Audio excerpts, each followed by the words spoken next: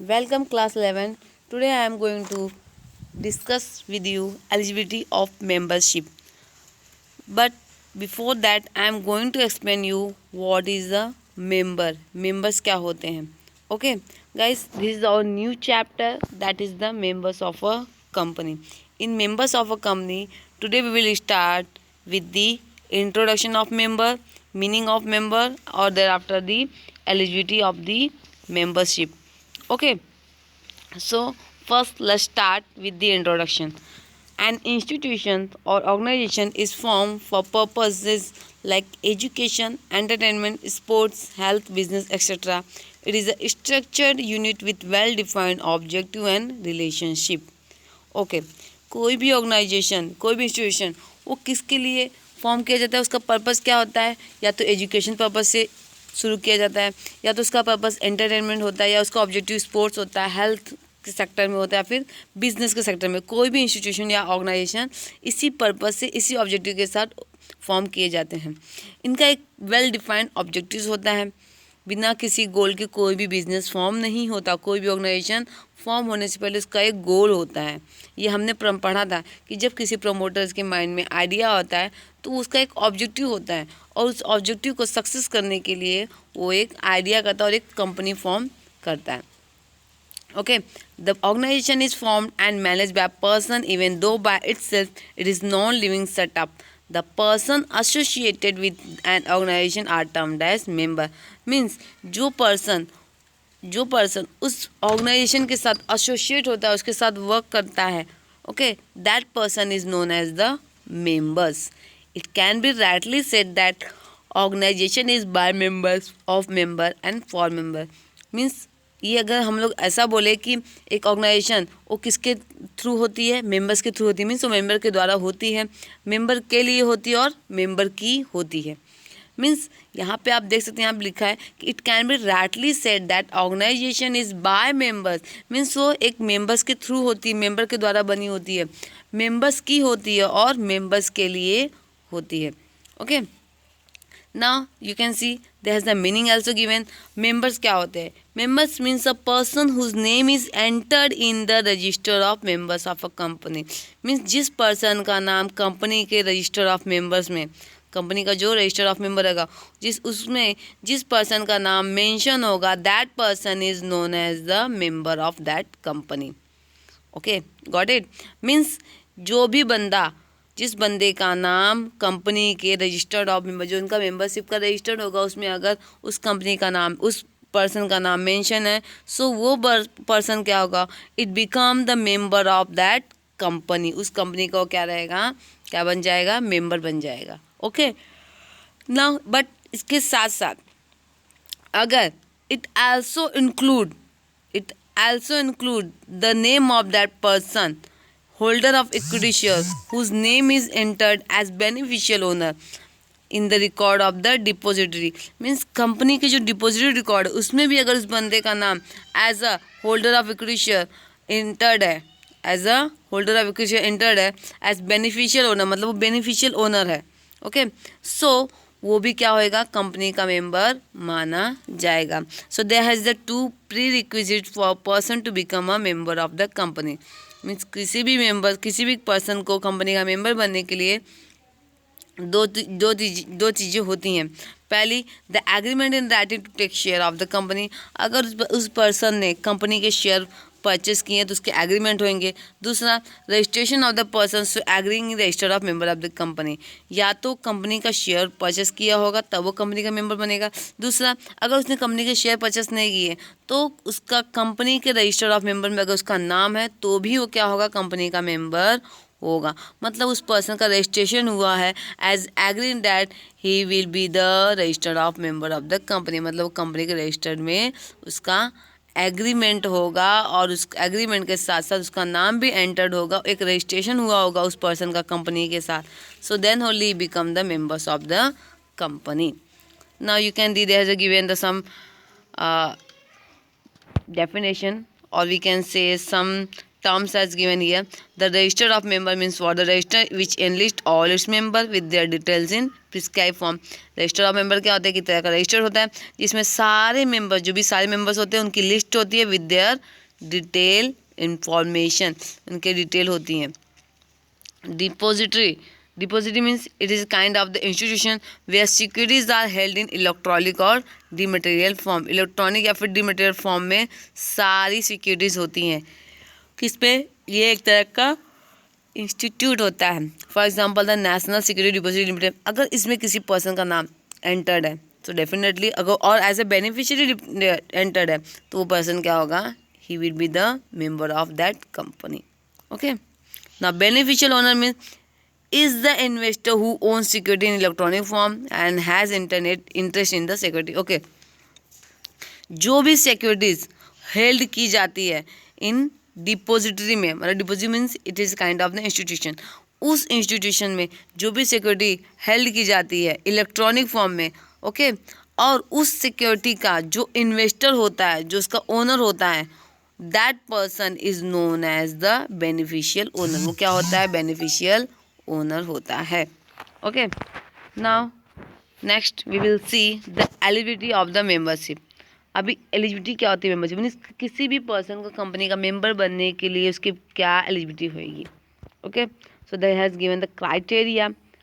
Buying shares amount to make a contract so any entity which for example persons organization competent to make contract can be a member of the company. Okay. Company क्या करती है? Shares क्या करती है? अपने issue करती है. सो जो भी पर्सन कंपनी के शेयर परचेस करता है और कंपनी को पैसे देता है इस कॉन्ट्रैक्ट के थ्रू, ओके, या वो कोई पर्सन हो या ऑर्गेनाइजेशन हो, ये दोनों क्या करती हैं? कंपनी के शेयर परचेस करती हैं और उसे फंड प्रोवाइड करती हैं, okay, by the contract. So the person organization competent to make contract can be a member of the company. ये क्या हो सकते हैं? कंपनी के मेंबर्स हो सकते हैं. या तो पर्सन भी हो सकता है या फिर पूरी ऑर्गेनाइजेशन भी हो सकती है मेंबर, बट उसके लिए कुछ क्राइटेरियाज हैं. This topic therefore has the context to the provision of the contract act 2 subject to the provision of Companies Act memorandum and articles of company. Any person sui juris can become a member of the company as follows. Means जो भी company या फिर person according to the provision of the companies act memorandum and articles of association, जो भी company का है उसके through जो भी स्यू जुरिस हैं दे become a member of the company. अब आप बोलेंगे स्यू जुरिस क्या होता है? तो एक तरह का लैटिन फ्रेज है. You can see in your textbook has given the terms of the sui juris. It is a Latin phrase which means legally competent to manage one's own shares. Means अपने खुद के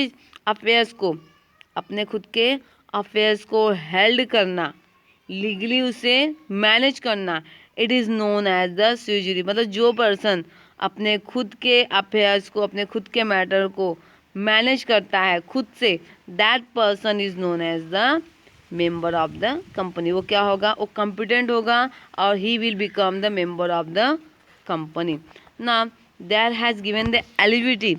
eligibility means क्या क्या योग्यताएं हैं membership बनने के लिए. Okay. सो अभी कौन मेंबर बन सकते हैं, कौन मेंबर नहीं बन सकते? फर्स्ट हम इंडिविजुअल की तरफ देखेंगे. There has the individual and organization. अभी इंडिविजुअल्स की बात करें तो in individual the first point has given the minor. Minor means a minor can not be a member of the company himself. जो माइनर होता है, माइनर मीन्स जो जिसकी एज 18 ईयर्स से कम होएगी. The person whose age below the 18 year, it is known as the minor. वो क्या होगा? कंपनी का माइनर होगा. So minor can not become a member of the company. वो कंपनी का मेंबर नहीं बन सकता खुद, बिकॉज उसकी एज वैलिड एज से कम है. He is below the 18 year. वो 18 साल से कम है. So a guardian can enter share purchase transaction on behalf of the minor. Means the जो माइनर होगा वो कंपनी का मेंबर नहीं बन सकता, भले ही उसके जो पेरेंट्स है, गार्जियन है, वो क्या करेंगे?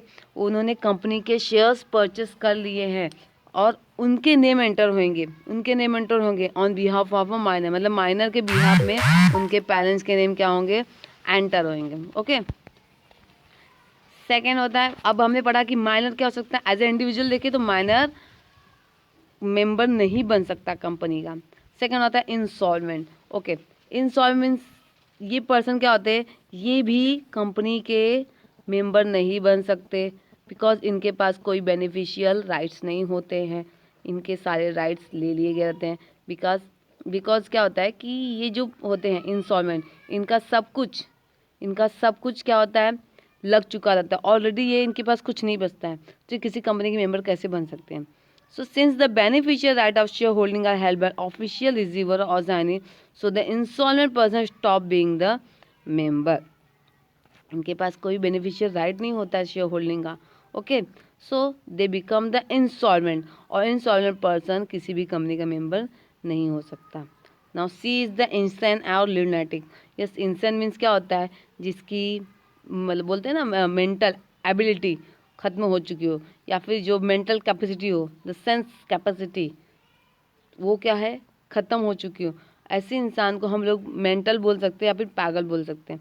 तो जो इनसेंस है, मीन्स जो सेम जिसके पास सेंस नहीं है, सेंसलेस है, that is the lunatic or insane person, mental person. So mental person are enabled to become a member of the company because he has no ability to enter into any contract. वो किसी भी contract में enter करने के able नहीं होता है। So inability to enter into contract render the person ineligible for membership of a company, मतलब वो एलिजिबल नहीं होता, वो इनएलिजिबल होता है। He will can't hold और conduct the any affairs of the company, company कोई भी अफेयर्स वो हेल्ड और कंडक्ट नहीं कर सकता। So that's why the insane or lunatic person can not become a member of a company. Not deep foreigner.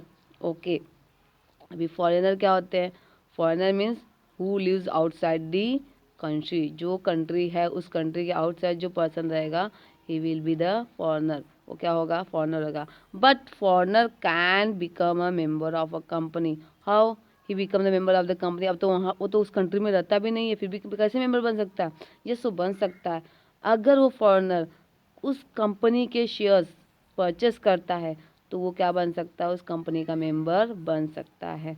Means since a foreigner can enter into the contract, और वो foreigner है तो भी क्या हुआ, अगर वो सपोज हम लोग एग्जांपल है इंडिया का, अगर कोई फॉरेनर है और इंडियन कंपनी के किसी भी कॉन्ट्रैक्ट में एंटर करता है, मीन्स किसी इंडियन कंपनी के किसी भी शेयर्स को परचेस करता है, so he will become the member of the Indian company, वो इंडियन कंपनी का मेंबर बन सकता है। So foreigner can buy shares to be member of the Indian company subject to provision of the FEMA 1999 FEMA के through, उसके provision को follow करके कोई भी फॉरेनर अगर इंडियन कंपनी के शेयर्स परचेस करता है, तो वो फॉरेनर इंडियन कंपनी का मेंबर बन सकता है। अब आप फेमा का फुल फॉर्म पूछेंगे तो फेमा का फुल फॉर्म है फॉरेन एक्सचेंज मैनेजमेंट एक्ट 1999। ये क्या करता है, it provide the external trade and promote करता है फॉरेन एक्सचेंज को इन इंडियन मार्केट। नाउ ये तो हमने इंडिविजुअल्स के थ्रू देखा, as a individual who cannot become the member of the company and who can become a member of a company। तो इसमें हमने देखा the minor, insolvent, insane and lunatic cannot become a member of a company as an individual, but a foreigner can become a member of a company, वो बन सकते हैं company के member as a individual. Okay, thereafter हम बात करें, अगर हम लोग, मैं आपको एक्स्ट्रा नॉलेज देना चाहती हूँ कि जो HUF के जो कर्ता होते हैं ना, मीन्स हिंदू अनडिवाइडेड फैमिली के जो कर्ता होते हैं, means who is the head of the family, he will become the member of the company as a individual. As a individually वो क्या हो सकता है, वो कंपनी का मेंबर बन सकता है। ओके, पार्टनरशिप फॉर्म के जो individual partners individually they can become the member of a company, किसी भी पार्टनरशिप फर्म के जो पार्टनर्स है they will become the member of the company as individual. Okay, now अभी इंडिविजुअल हमने पढ़ लिया कि minor can not become a member, insolvent can not become a member, insane lunatic can not become a member, foreigner can become a member, karta of HUF can become a member, जो भी partner है individual partner of the partnership form they become a member. Okay, now they after the organizations. अभी as a organization कौन company के member बन सकता है और कौन नहीं बन सकते. So see first has given the company. अगर जॉइंट स्टॉक कंपनी है तो जॉइंट स्टॉक कंपनी एक लीगल पर्सन है. It has a legal separate entity. So the company can become A member of the any other company. किसी भी दूसरी company की ये मेंबर बन सकती है अपने खुद के नेम पे, बिकॉज इसके एक सेपरेट लीगल एंटिटी है, खुद का एग्जिस्टेंस है. Okay, but he have to pass the memorandum of association. उसके पास अथॉरिटी होनी चाहिए MOA की.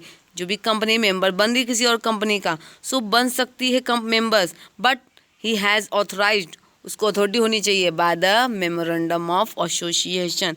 एंड कंपनी अपने खुद के शेयर्स को, जो खुद के मतलब शेयर्स है, वो इन्वेस्ट नहीं कर सकती. Company can not invest in its own share, मतलब अपने खुद के शेयर वो उस कंपनी में इन्वेस्ट नहीं कर सकती. ओके, तो ये कंपनी क्या हो सकती है, एज ऑर्गेनाइजेशन कोई भी कंपनी क्या हो सकती है, मेंबर बन सकती है. Cooperative society it is a registered entity, एक तरह का रजिस्टर्ड कंपनी है. सो अगर रजिस्टर्ड है तो definitely it can B a member of the company. LLP limited liability partnership, it is also the registered entity. वो भी क्या रजिस्टर्ड होती है, वो भी क्या हो सकती है, मेंबर बन सकती है. It can B A member of the company. वो एक ज्यूरिस्टिक पर्सन होता है. LLP क्या है, एक ज्यूरिस्टिक पर्सन है. So it can become a member of a company. Yes, Hindu and divided family can not become a member of a company. The act does not prohibit membership of HUF. Means ये जो HUF है, ये ऐसा act है कि ये क्या करता है, मेंबरशिप, HUF की जो मेंबरशिप है उसको प्रोहिबिट नहीं करता है. बट ये इनके जो शेयर्स हैं ये रजिस्टर्ड ओनली किसके नाम पे होते हैं, कर्ता के नाम पे होते हैं. तो सिर्फ कर्ता ही क्या हो सकता है, द कर्ता only become the member of the company, not family. Family member नहीं बन सकती, ओनली कर्ता ही बन सकता है. बिकॉज जो भी रजिस्ट्रेशन है किसके नाम पे होता है, एज अ कर्ता के. So karta become the member of the company, but Hindu undivided family can not become the member of the company. वो मेंबर नहीं बन सकती as organization. Partnership firm can not become member of the company because it is not registered entity. वो registered नहीं होती है. Hindu undivided family क्या होती है, रजिस्टर्ड तो होती है बट किसके नाम पर रजिस्टर होती है, ओनली ऑन द कर्ता. So that's why the कर्ता only become the member of the company. Hindu undivided family cannot become a member of the company. Partnership firm, it is not registered. Okay, so ये भी क्या हो सकती है, member नहीं बन सकती. But those are the partner, जो इंडिविजुअल पार्टनर है, they can hold the share of the company या they can become the member of the company. मैंने आपको बताया था कि पार्टनरशिप फर्म के जो मेंबर्स होते हैं वो बन सकते हैं मेंबर्स. जो उनके पार्टनरशिप फर्म के जो पार्टनर्स है, they can become a member of the company. वो कंपनी किसी भी कंपनी के शेयर परचेज करके उसके मेंबर बन सकते हैं. But whole partnership firm can not become a member of the company because it is not registered. Not trust, trust क्या है, एक वो रजिस्टर्ड ट्रस्ट होती है. So it can become a shareholder in the company in its own name. वो अपने नाम पे ही क्या कर सकती है, कंपनी के शेयर्स परचेज कर सकती है और शेयर होल्डर बन सकती है और मेंबर भी बन सकती है. ओके, सो ये था guys eligibility of membership of as a individual और as a organization. You can see there has a one chart has given, one table has given. So through this table we can understand very well. You can see on the last line has given the where right means eligible and wrong means not eligible. Means जो right mark दिख रहा है आपको वो क्या होगा, not eligible होगा, वो not eligible है. जो right mark है मीन्स वो क्या है, eligible है, मतलब वो members बन सकते हैं. So minor himself wrong, मतलब he is not eligible, वो eligible नहीं है. Insolvent not eligible. Insane lunatic non eligible. Foreigner eligible. Karta of HUF, karta लिखा है यहाँ पे, कर्ता और partners they can become a member, वो एलिजिबल हैं. Company can become a member. Cooperative society can become a member, eligible है. LLP क्या है, ये एलिजिबल है और he will become a member of a company. HUF wrong दिया गया है, not eligible means he can not become a member. Partnership firm, ये फर्म की बात हो रही है, he can not become a member. Trust registered trust है, कंपनी के शेयर परचेज करके शेयर होल्डिंग लेके मेंबर बन सकते हैं. So I think guys you will get understand very well. In next lecture we will discuss about the next topic. Goodbye.